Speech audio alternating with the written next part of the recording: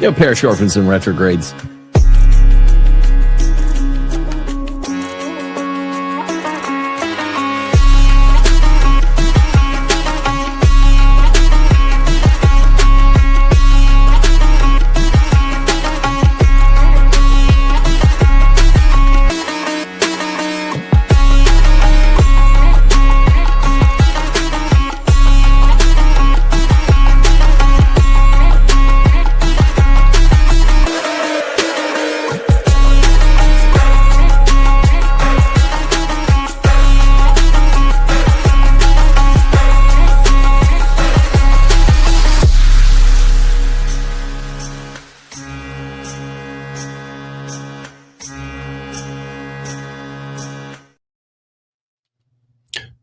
Yo, parish orphans and retrogrades, you just saw the new intro.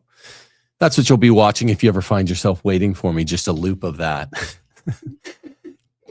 So, a couple things have happened in the last day and a half that this show will be dedicated to, this episode. The first is some crazy feminists.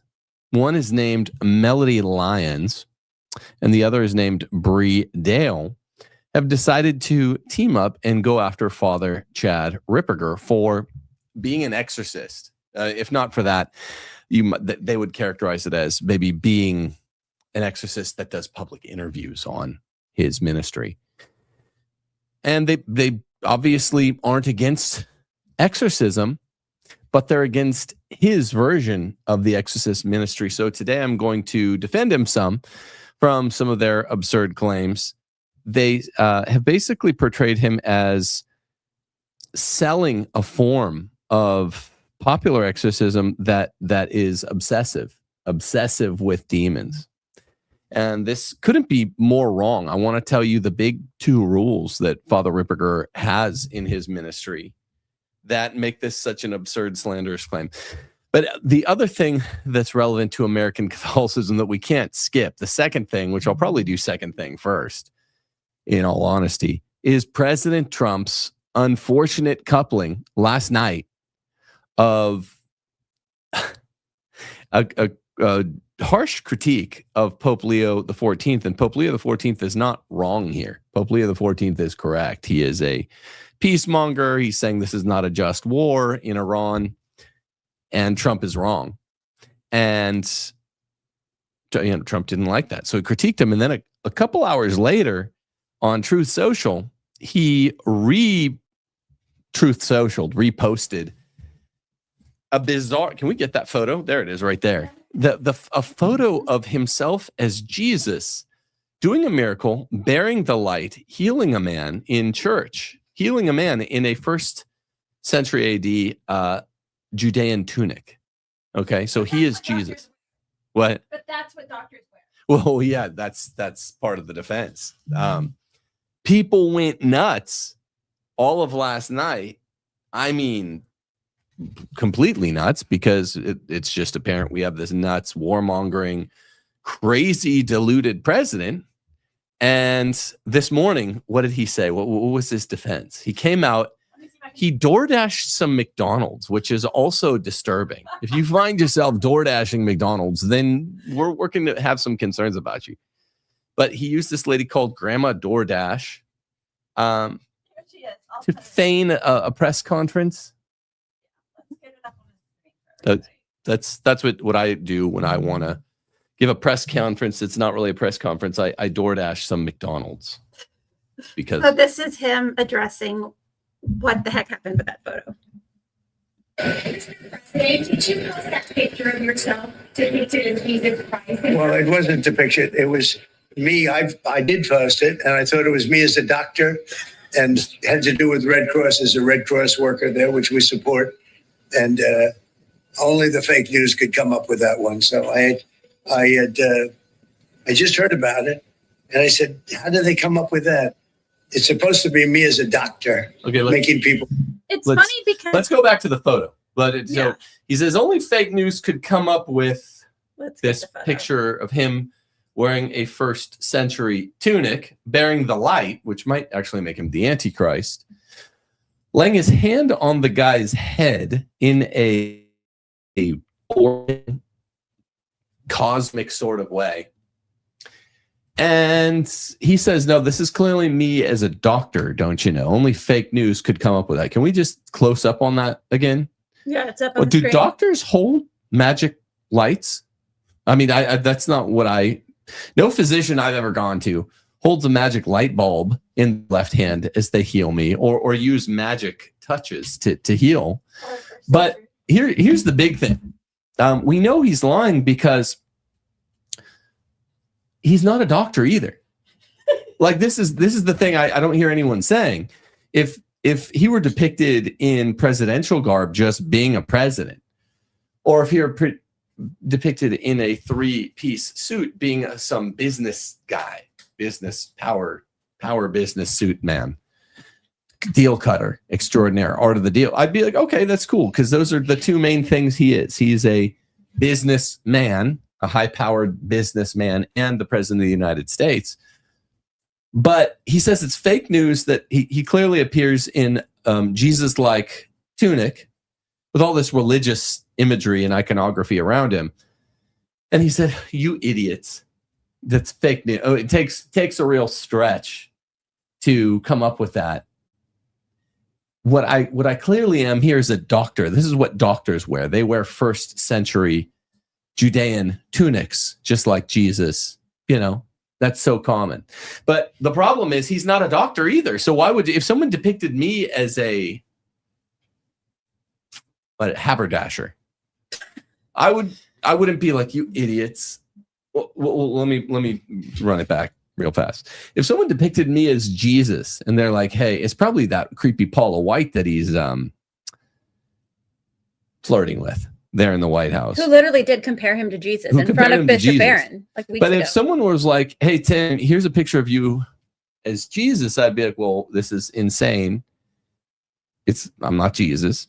I'm not even a little bit Jesus. I couldn't be Jesus, and burn your painting right now. Whoever crafted this is obviously AI generated, but it would be even weirder if I went out, I endorsed the image by sending it out on my personal alternative to Twitter, which is what True Social is. It's his company.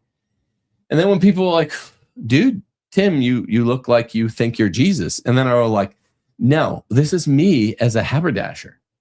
You know, you'd be like, well, for one, that's not, no, that's Jesus. But number two, you're not a haberdasher either, man. You're just a podcaster, ex-teacher, ex-landman, ex-lawyer guy, you know, who talks about X, Y, and Z. So it's really strange that I got to say something. People get mad when I take after the boomers. And I don't think all boomers do this. I think it's a generational type curse, meaning I think most of them do, but we have some very close patrons of this channel who are very good boomers that would shock me if they did this. But it seems to be a mark of the generation, Trump's generation, which is why it makes so much cultural sense to other boomers who are the only people defending him, to gaslight. That seems to be something only boomers do. I mean, I know it's been done before and after, but most other people are like, you're gaslighting me. To look at that photo, I'm looking at it right now, of him. Clearly, if you gave him long brown hair, it would just look like Jesus, you know, and put a beard over him, you wouldn't even know that it's Donald J. Trump.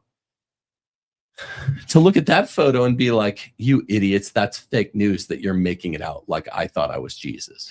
I mean, it's just Jesus with his ridiculous face and his ridiculous haircut. His being Donald J. Trump. So there's a lot of gaslighting that's normal to 90 or 95% of people his age, because there are generational curses, right? And that generation had it rough. I mean, they're the most irreligious generation. They were the first real generation where marriage fell out of common practice. You know, lifelong marriage fell out of common practice. They really had a changing attitude toward religion, that specifically that religion needed to change. Christianity needed to be updated. This is the generation that was maybe, you know, 10 to 15 years old when Vatican II happened. And they, there's a lot of, I don't know, maybe alcoholism, divorce among their own parents in the post-war generation.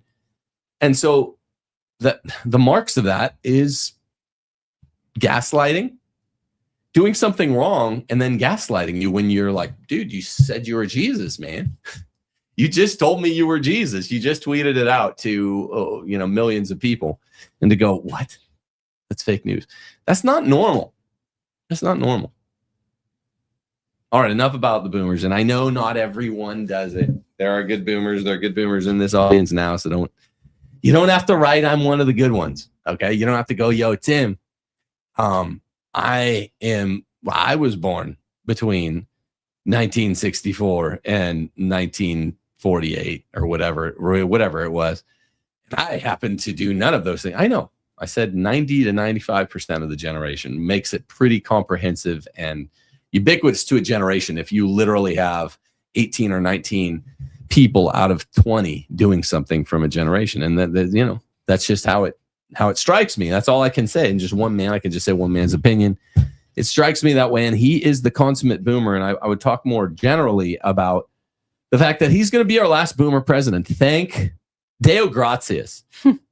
Because they're times up. I mean, people, he didn't even know when he started the Iran war how unpopular it would be. He doesn't know that anybody under 55 does not like Israel, left, right, or center. He doesn't know that all of these cultural biases that boomers left, right, and center aged boomers, they all love Israel. They all think Judaism's cool and they're our elder brothers in the faith. And you can talk about Muslims like they're dirty dogs and you can kill them in the street. That's just a cultural thing from a generation cultural thing. And people are like, no, you're like an old man and you don't connect with the nation that you lead. So the next president will certainly be from at least Gen X, which is not much better, but no more boomers. But he's got a real crisis on his hands. Steph, you wanted to say something? Well, that's funny that he was saying that he thought he was a doctor. It's like looking at this picture, he either has never seen a picture of Jesus Christ or has never seen a doctor in real life, because you cannot confuse the two of those. It's like, oh, I thought I was Chuck E. Cheese. It's right. Like, really? Because no conceivable way is any indicia of Chuck E. Cheese in that photograph. Yeah, I think it's safe to say he's never seen a picture of Jesus in his life, and he's never seen a physician in this century anyway. I mean, he's old. These guys are old, He's maybe in the 1800s did physicians where they're bloodletting you and, cooking up a magic spell of like beets and as they bloodlet you and they have their pre antibiotics medical solutions. I don't know. I'm not even making sense, but you get the point. You're also not a doctor. I'm also not a doctor, so I'm just guessing. You're a doctor of law. But if he's telling the truth, then he's just never seen a doctor or Jesus, and that's the only way he could be telling the truth. And I do believe he's never met Jesus. Right? He's not a baptized Christian. He's clearly a very bad man. I mean, look at the things he says on Easter Sunday, on Divine Mercy Sunday. Look at his marriage, for heaven's sakes. All you have to do is look at someone's chosen vocation, whether marriage or the nature of their priesthood. And that's what tells you, are they a good man? Are they a good woman? Well, look at their vocation. Their vocation's how they prove it. He's had a terrible run of marriages, and he's obviously talks very, very smutty about the lady. So I don't think he's a good man. And all I'm saying is what he has on his hands now a little less tongue in cheek, is an all-out revolt, all-out riot, complete mutiny on the ship. Like, he woke up this morning and he ordered himself some McDonald's from Grandma DoorDash. That's literally her name. So that he could do this press conference that was not a press conference, because his advisors were like, this is the worst PR gaffe in the history of the American presidency. Like, people are all, even if you go on Twitter now, it's still roiling, is it not, yeah. Steph? I mean, is this still 24 hours later and they're just like, F this guy. Because he made it so much worse. Instead of just being like, Yeah, sorry. I misjudged that one. Clearly it's insensitive. It was also Orthodox Easter. It was Divine Mercy Sunday. It was Orthodox Easter that he did this. And obviously he thinks we're all stupid. You know, he just insulted everybody doubly because he came out and he's like, "Yo, I thought I was a doctor," and everyone's like, "You think we're stupid? Like you think we're dumb? You do not respect us at all." So now people are just like, not only did you do this, but you ordered McDonald's. You faked like he's picking up his McRib out on like the lawn of the White House, and then like all the reporters there, and he was like, "Oh, I'm sorry, I didn't see you there. Did you have something you needed to ask me?" Knowing full well that everyone's going to be like, "What was that? What are you doing?" And then he comes out with, "I thought I was a doctor." I thought I was a doctor, and because I really am a doctor, that's why I decided to publish this image. But you're not a doctor either, man. I mean, don't ask questions, I guess. So with boomers, I said I would go away from it, and here I'm coming back to it. It's just don't ask any questions when they do something immoral or absurd or even perverse. Just don't ask questions. And if they do it to you and you're the aggrieved party, well, heaven help you, because they don't believe in apologies, right? He's not just going to be like, "Look, I screwed up. I own that one." You have to do that as a Christian. You have to do that from time to time. And I do wonder, in the case of anybody like President Trump, that never just says, "Yeah, I screwed up. That's me." But instead they blame you, the mere bystander, for witnessing it. "Oh, you're an idiot who consumes fake news." No, I'm looking at a depiction of your head on Jesus's a betunicked body, holding a light, the light of the world. And that's a good thing about being Catholic, is that we perfect the art of accusing ourselves in our confessionals. And that's why it's really a shame for people, Catholics particularly, who are not good at apologies. And you are right. I have noticed that with the older generations. They're genuinely not good at apologies. And I wonder, I'm like, how are you bringing yourself into to make an honest apology to God? Like that's part of the point in the confessional, is that you accuse yourself. You don't wait for other people to accuse you. Like you Satan. Bring yourself into confession and you say, "I accuse me of these things and I'm sorry for those things." You don't wait for people to, bring McDonald's to your mansion house, like confront you on the lawn. You just come out and you're like, "Yeah, I made a mistake and I'm sorry for it." It's weird to have to, especially with our elder generation, to have to like pull out of them, like force out of them an apology for obvious wrongs. Like he should have been like a mature adult and just been like, "Yeah, sorry, I thought it was funny," or, "Hey, I've been hanging out with evangelicals and they get a little kooky with this kind of artwork. There was a Trump Bible a while ago." I've been hanging out with the evangelicals too much. Sorry, Catholics. Sorry, Orthodox. Sorry, real Christians. I see that this was insensitive. Like if he had done that, like people would have been like, "Thank you for not treating us like we're stupid. And Thank you for being an adult and just owning your mistake." But instead we're left with, "I thought I was a doctor." Well, I mean, this all comes on the heels of a ceasefire that was supposed to be happening in the Middle East, where upon Israel continued attacking Lebanon and Beirut, I believe, and everyone was like, "President Trump, what's going on? This is supposed to be a ceasefire." And so he was reading their crib notes, saying, "Oh no, even though it appeared I thought so originally, they never promised that they would stop bombing schools and women and children, apartment buildings in Lebanon and Beirut. That was only in Iran." And he's woken up to find everyone essentially not supporting him. He's dropped 40 points in the last 9 months. That 40 in approval ratings. So he's got a crisis on his hands. It's a lame duck presidency, but it's not a lame duck period yet. And he's just, I guess, looking to clutch at something. So we're going to get on to the Catholic news, but first I just want to remind you about the Parish Orphan Patron Pack. Can you see this whole thing in frame? It's pretty nifty. The poll. If you become a $13 or more monthly local supporter today, because we're really trying to do a push here, we will send you what's called the Parish Orphan Patron Pack. With the first really cool item is a Steph Gordon hand-embroidered reactionary chic autographed embroidery, one of these little memento moris. There are other ones too. You'll get one. It's just a memento mori of Calvin the Capuchin, our skull behind us, who is there to remind us all of our deaths. That's why each of the patristics would do their writing with a skull on the desk. You'll also get a sticker or two. You'll get this really nifty God bless, God save the patriarchy button.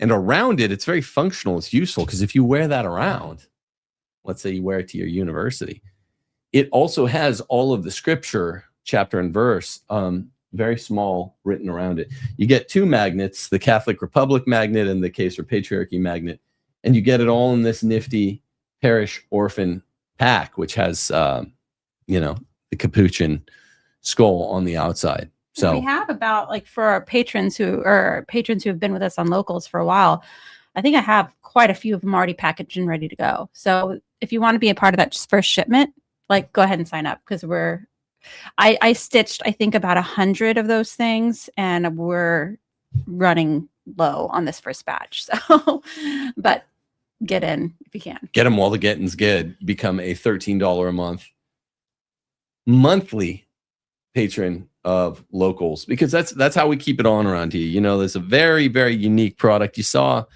the intro that we first ran today on today's episode. It's like, we're trying to remind people this is what we do. We bring to the Catholic and conservative blogosphere, whatever, podosphere, something that's not brought in any other show.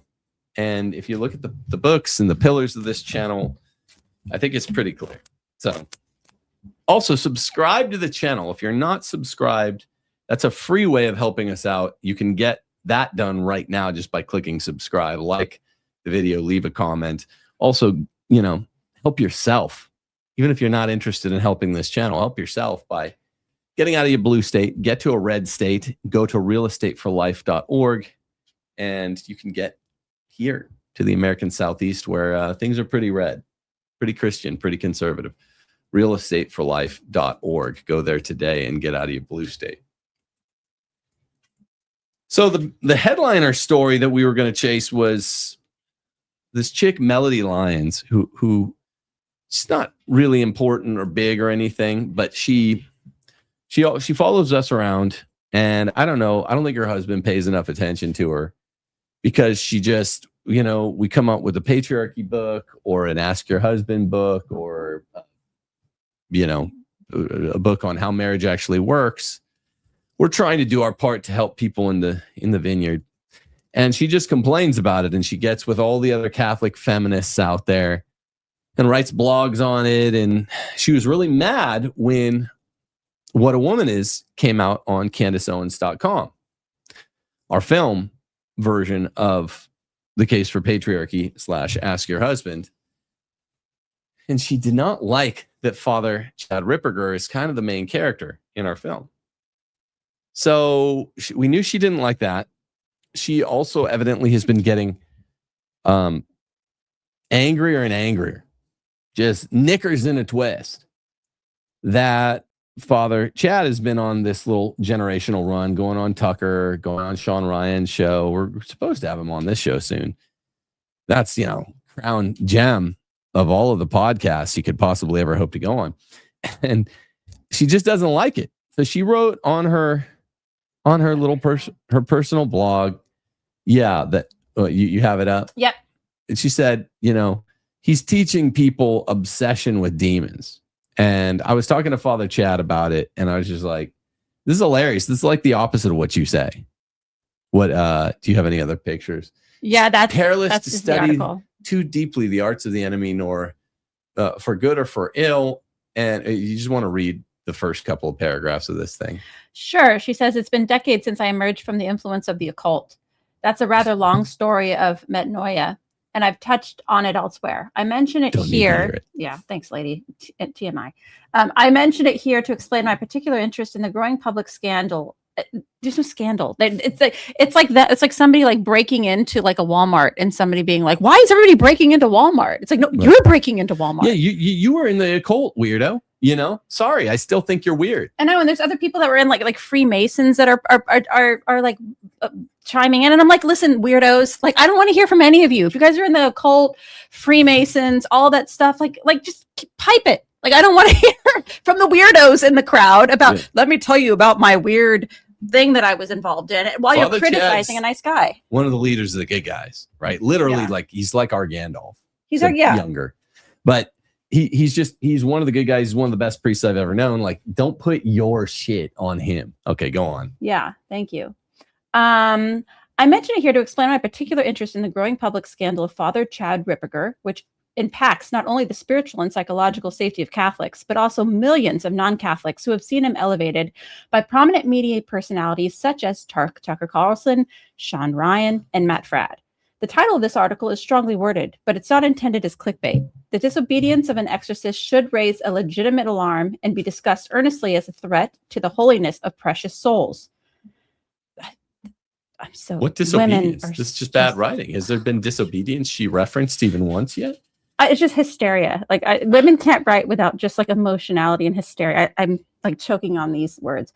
Okay, so this I know because while I don't write as an expert on exorcisms, end of story. There you go. Pack it up, lady. There you go. Wrap it up. End of story. The fact that there were words after that sentence.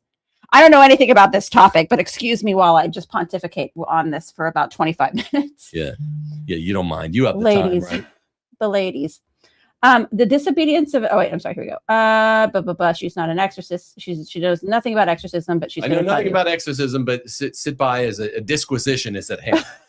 I'm gonna talk tons of shit, even though I just admitted I don't know what I'm talking about. Very lady move. Sorry, ladies, you do that a lot. I don't write as an expert on exorcism. Involvement with the occult nearly led to my own spiritual and physical death. Okay, so you're an expert in the bad stuff. Well, he's an expert on the good stuff, and you're sitting here telling him how he needs to be an expert on the good stuff. Mm-hmm. Got it. Okay. Mm-hmm. A former victim of divination peddlers. You're a victim. Like, I'm sorry. Again, it's like you made it conscious women with this victim mentality. Oh my God. She willingly entered into the occult.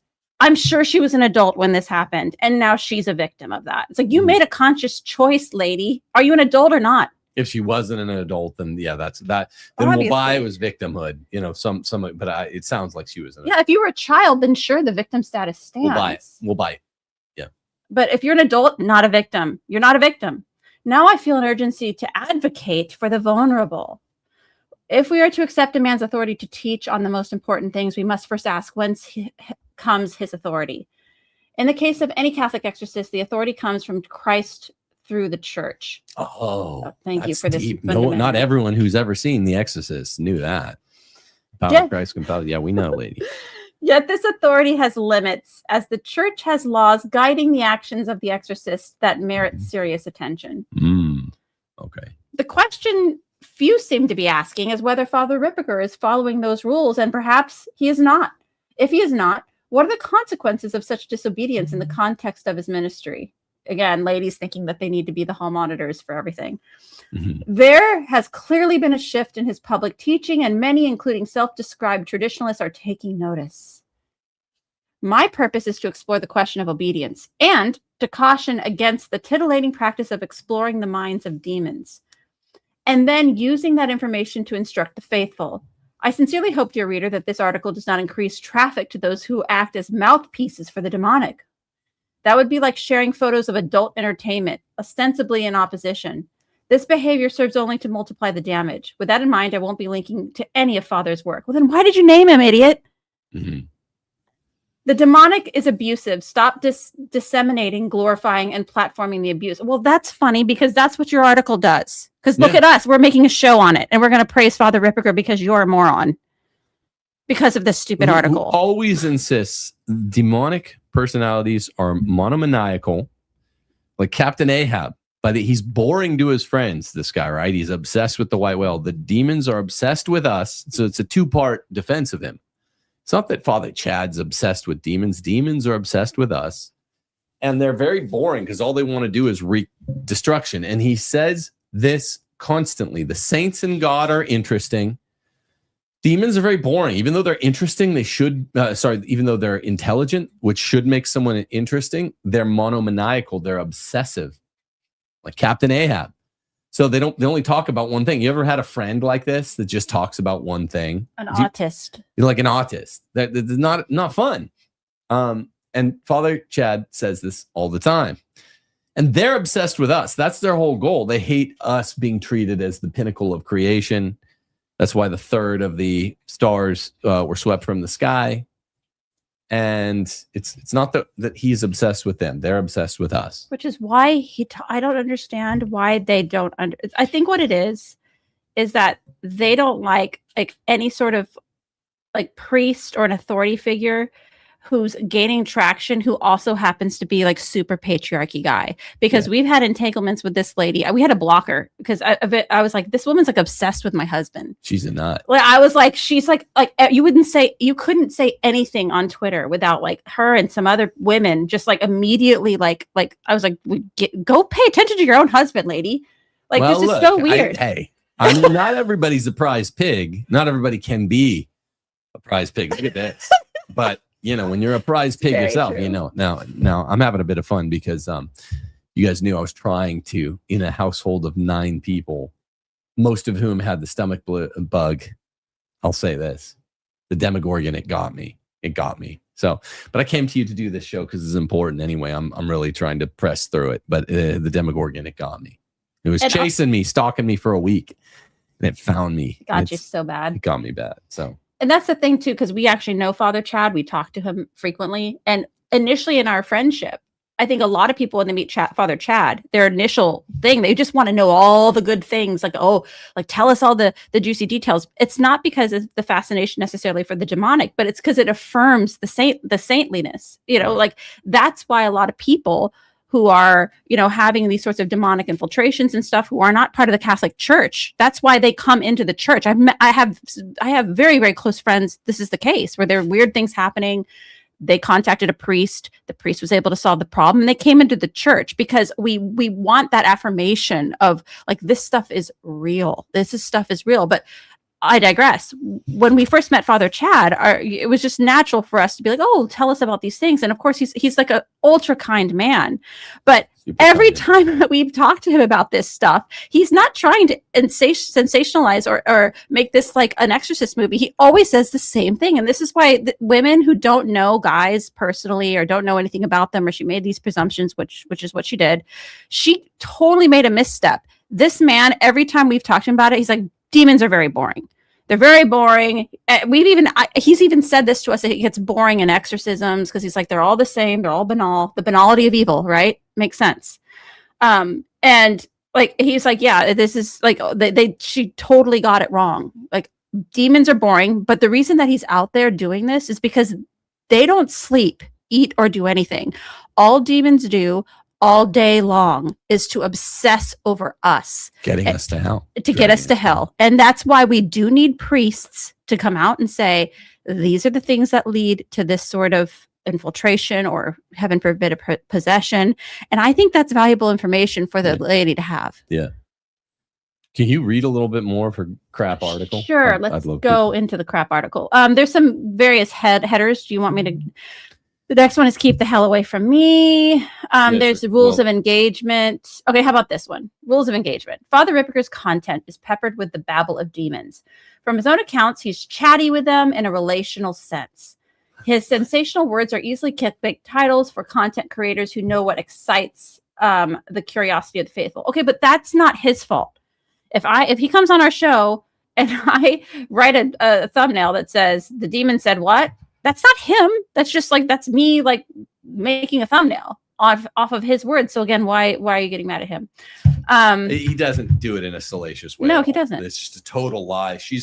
This is all bishop coded. She's writing this for the bishops to try to get him, and it's all just false. Engaging with the demonic is disobedience.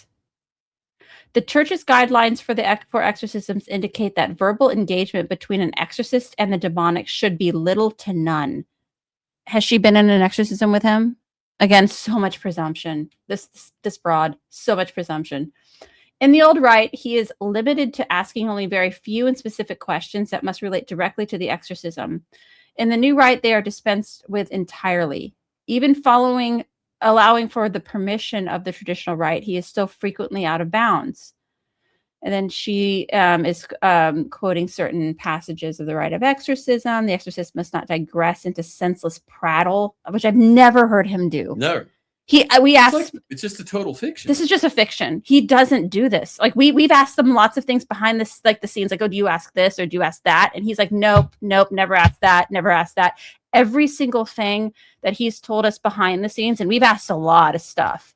It's always totally on point to the actual exorcism at hand. And a lot of times and again, I don't say this to be rude to Father Ripperger, his answers are boring. You know what I mean? They would be a terrible film because we'd be like, oh, do you see this? Or did you see that? Well, or he'll be trying to sell it as not salacious. I mean, it's always interesting to me, but no, I'm he'll not be saying like- he's boring. he'll be I'm saying playing it down. He's not trying to sensationalize. All right. right. I'm just let's saying hear that it. when we ask him these things, he's like, no, he's like the demons. He's like, they're very boring. And like, we'll ask what we think is an interesting question. He'll be like, no, they don't really do it that way. And it all seems very it always seems Yeah. grossly less sensational. We're repeating ourselves Mhm. here, though. Like he does that consistently, and it's true. So I just want to Okay, hear so some more of the engaging jargon. with the demonic is divination.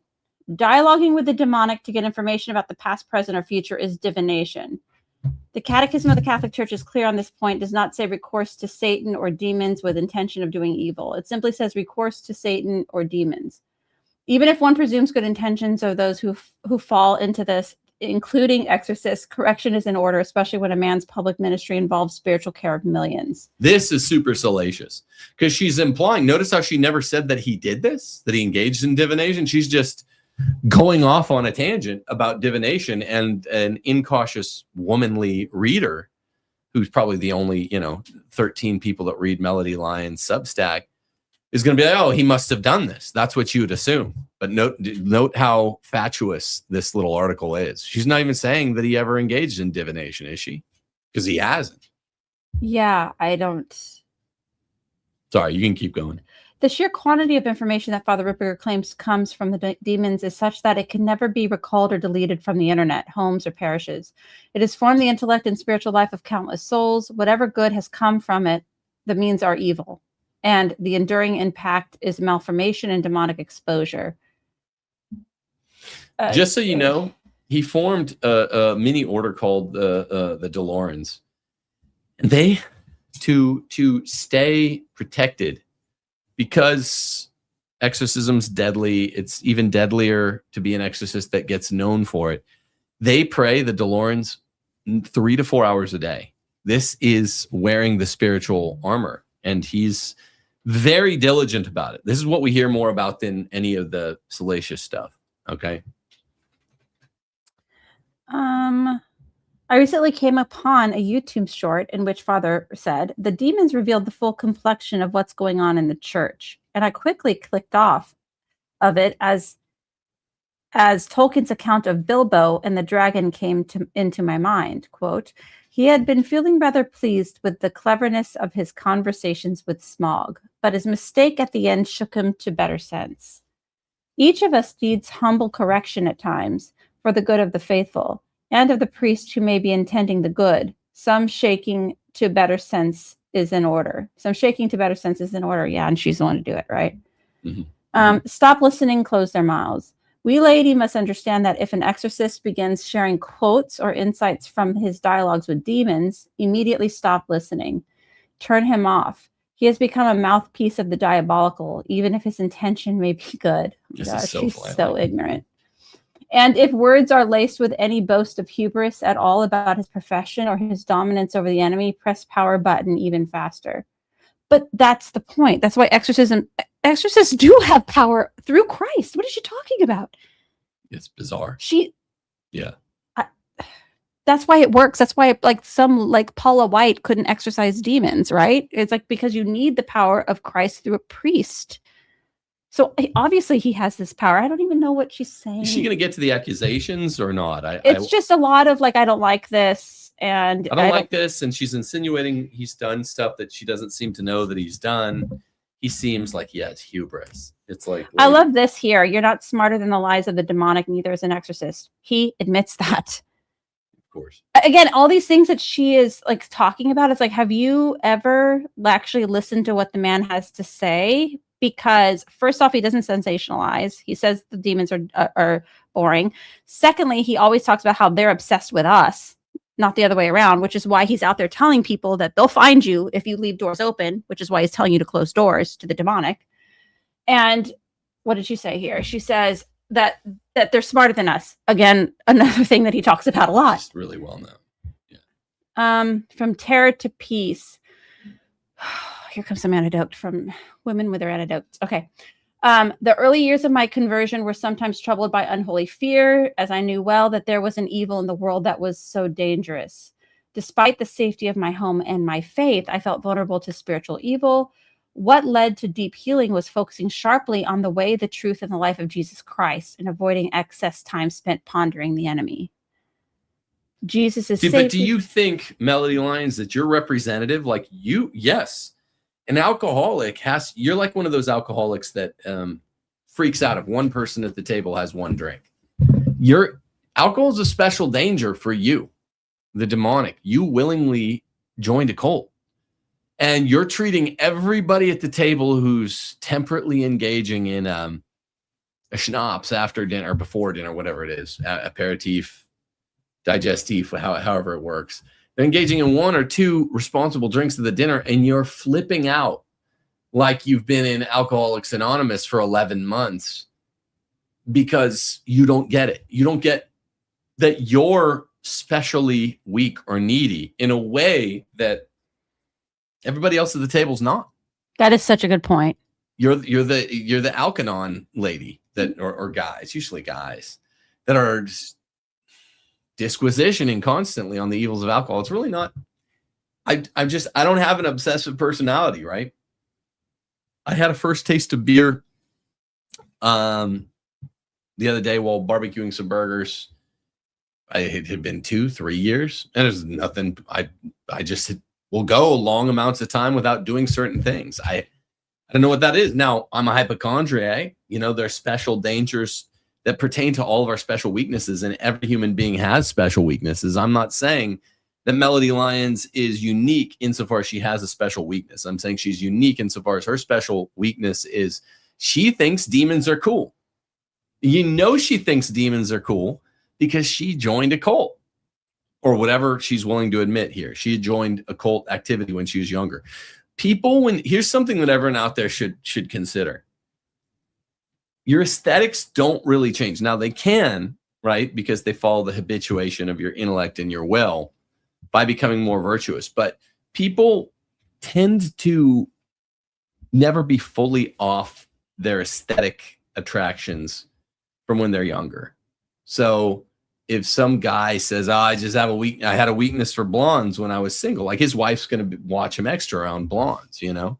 If Melody Lyons is like, look, I joined the occult when I was young, but I don't want to talk too much about that. I'm going to make passing references in my article, but I'm going to write to my audience as if all of them have the same bizarre experience that I do, the same bizarre fixation. I never thought that shit was cool, bro. No one did, but you and a few others. 99% of us, that's not a special danger for us. So we know by your own admission, self-reporting, that you think demons are cool, and that's why you're spurging out. I think a lot of it has to do with she doesn't like that Ripperger's friends with us, but maybe a lot of it's independent of that anyway.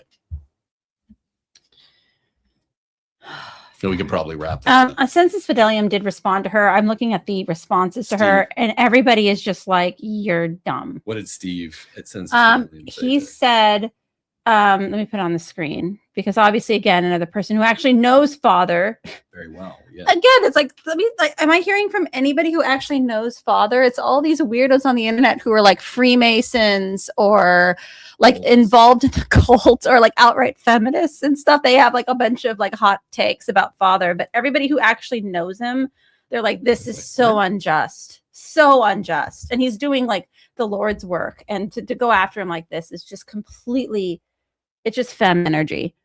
Okay, so Sensus Fidelium said, highly confident father is an expert in his field, knows what he's doing. Plus, there are literally books detailing exorcisms like the exorcism of Nicola Aubry, which was literally done in the public and for the public as the bishop there who did it stated.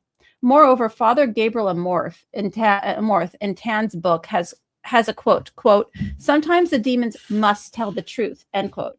Just like they do in the ritual, etc., about their name, how they got there, etc. It's not like Father pulls up a lazy boy and has scotch with a demon shooting the breeze. For all the ones people are getting excited about him or shows he's turned down 3 times as many.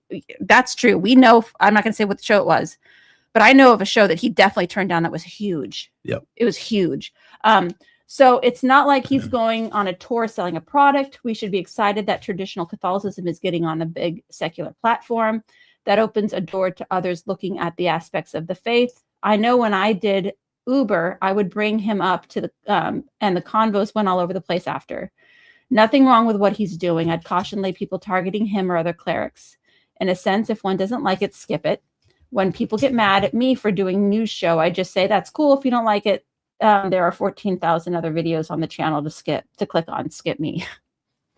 Yeah, and the comments are just like totally, from what I can tell, they're just defending. So we have more. I mean, at the root of all this isn't anything spiritual. I mean, everything's spiritual, powers and principalities, right? But at the root of this, to say nothing of the diabolic and demonic basis for feminism, what we have is a feminist, Melody Lyons, who was boosted on Twitter yesterday by feminist Bree Dale, who works for Daily Wire. Daily Wire is very interested in going after traditionalists because of their view on Israel. And these two broads just attempted to broadside a very good man, one of the best priests I've ever met. You could just tell the holiness coming off of Father Chad. He's just a really, really solid guy from solid parents. Not neurotic. So many priests, you talk to them and they're neurotic or feminine, and you're like, what's this guy's deal? But Father Chad is just, that's like faint praise. He's just so kind, so sincere, and so avuncular. Very smart, but avuncular and humble.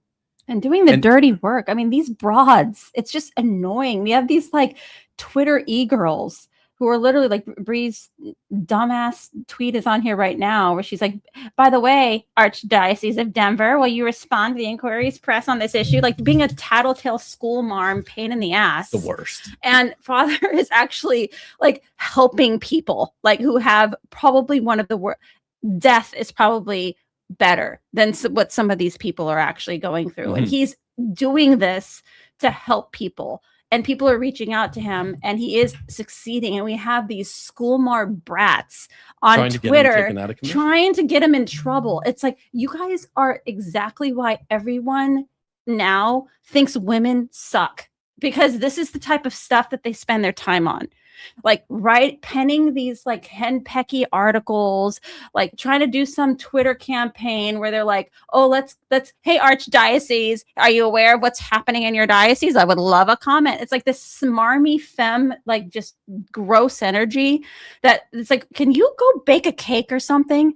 I mean, make somebody happy. Yeah, go do something like fun. Like this reminds me, I would call on anyone out there who's ever had any even fleeting interaction with Father Chad, or if any of his videos have ever helped you, to write your bishop. You don't even have to write his bishop in Denver. That wouldn't seem organic.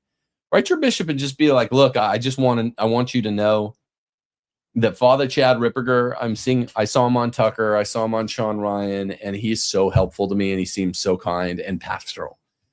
You just write your bishop and just let him know, hey, before this becomes some problem, that some shitstorm that Melanie Lyons and Bree Dale are trying to stir up for him, I just want to let him know this guy is the best. He is one of the best priests I've ever known. I studied with a lot of priests in Rome, and he's just solid. So, And also the celebrity exorcist thing. It's like, does she have a problem with all of the Catholic clergy are celebrity, and Bishop Barron, all of our cardinals, they're all like when they go anywhere, they are like That's true. celebrities, like because people like they appreciate the office that they represent. It's like what these women only have a problem with when Cardinal Sarah is like talking, or Bishop Barron is like going and doing whatever he's doing and making Father Mike Schmitz, for goodness sake. It's like they have no problem with those guys being celebrity priests or whatever, but it's like all of a sudden they get all like school marmy about Father Chad, who's like going on, who's actually doing better work than any of those guys, because he's like telling people the truth, like you will get possessed if you do evil things. Right. Just don't do it.